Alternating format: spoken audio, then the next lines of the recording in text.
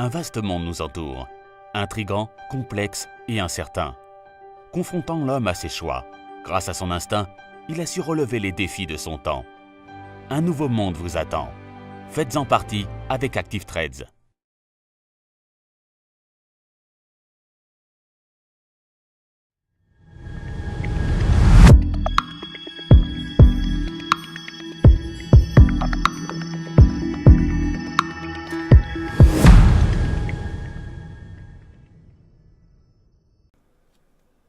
Bonjour à tous et bienvenue sur boursicoté.com pour cette nouvelle analyse technique Forex et matières premières avec donc une paire de devises euro-dollar qui rebondit au final, revenant au-dessus de l'ancien support ici des 1.1915 qui avait pourtant été franchi par ce gros mouvement baissier ici qui donc avait permis à la paire de devises euro-dollar de repasser donc sous ces niveaux et donc de passer ici d'une zone à 1.24 jusqu'à tester ici les 1.1850.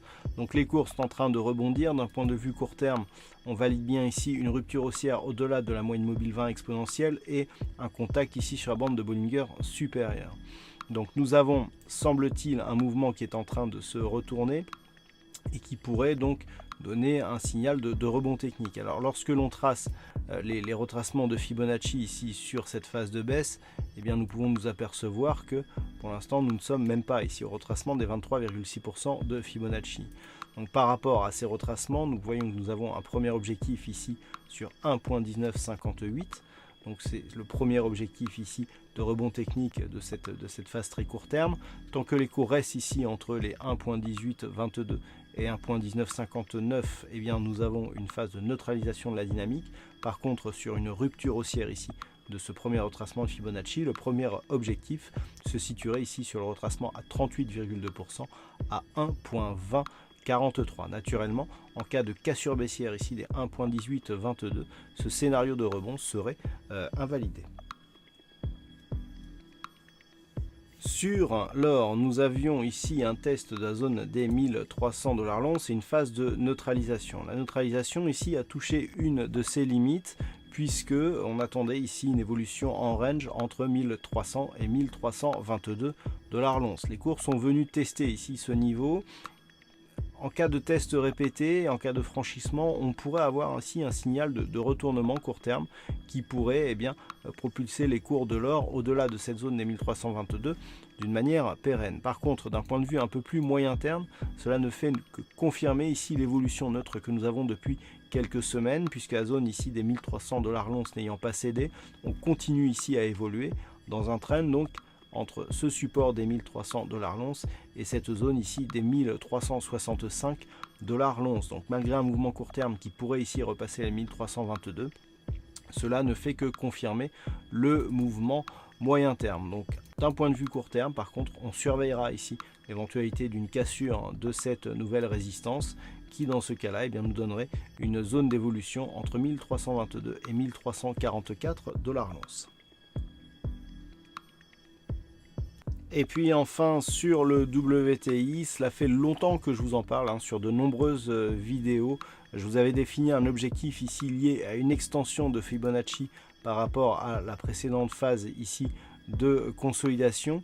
Cette extension de Fibonacci nous donnait un objectif ici 161,8% à 71,60 $ le baril. Et bien cet objectif a été touché aujourd'hui même et nous pouvons constater que cette extension était significative puisque nous avions ici une forte dynamique, une phase de stabilisation mais vraiment quasiment au point près sur cette zone d'extension avant ici une phase de consolidation. Donc il s'agissait bien d'un objectif. L'objectif a été rallié avant que ne soit touché le niveau d'invalidation qui se situait ici sur 63,22. Donc depuis le franchissement, ici on savait que c'était l'objectif qui faisait foi. Donc le fait d'avoir touché cet objectif effectivement renforce le fait de la probabilité d'avoir désormais une phase de consolidation. Toutefois, si cette consolidation se mettait en place, tant que les cours ne repassent pas ici sous la zone des 69,50 $ le baril, eh bien cela ne remet pas en cause la poursuite de la dynamique et nous avons désormais un deuxième objectif qui se trouve lié à une deuxième extension de Fibonacci.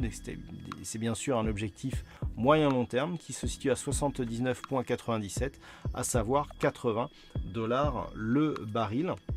Si les cours continuent ici à évoluer d'une manière fortement haussière, eh bien c'est l'objectif moyen terme qui sera désigné. Alors cet objectif pourrait paraître hors de portée, mais lorsque l'on a un petit peu de mémoire et que l'on se place dans une vue moyen-long terme ici en hebdomadaire, et que l'on élargit un petit peu le temps de cette analyse, nous pouvons constater que en passant ici au-delà des 66 voire même des 62,50 $ le baril, eh bien on était précédemment ici dans une phase de baisse qui s'est stabilisée. En repassant ici au-delà de ces niveaux, eh bien nous pouvons connaître un mouvement d'accélération comme l'accélération baissière que les cours du WTI avaient connu ici en 2014. Et le fait d'avoir ici cette potentielle hausse de volatilité, eh bien rend cet objectif ici des 79,97 totalement crédible, notamment par le fait que cette zone ici, si j'arrive à la capter, voilà, était précédemment une zone de support majeur ici sur cette phase de cotation en 2012.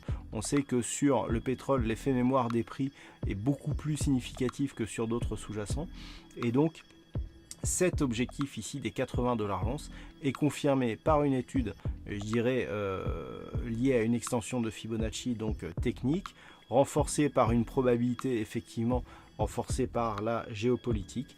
Et nous voyons que d'un point de vue moyen-long terme, cet objectif n'est pas du tout hors de portée. Alors toutefois, cet objectif ne sera vraisemblablement pas atteint d'une manière très rapide, sauf si la géopolitique accélère le mouvement. Et le niveau d'invalidation, donc sur le niveau de la tendance moyen-long terme, premier élément d'invalidation ici 69,50, mais totalement invalidé en cas de si les cours repassent ici sous les 66 $ le baril. Voilà donc ce que l'on peut dire sur cette analyse technique Forex et matières premières.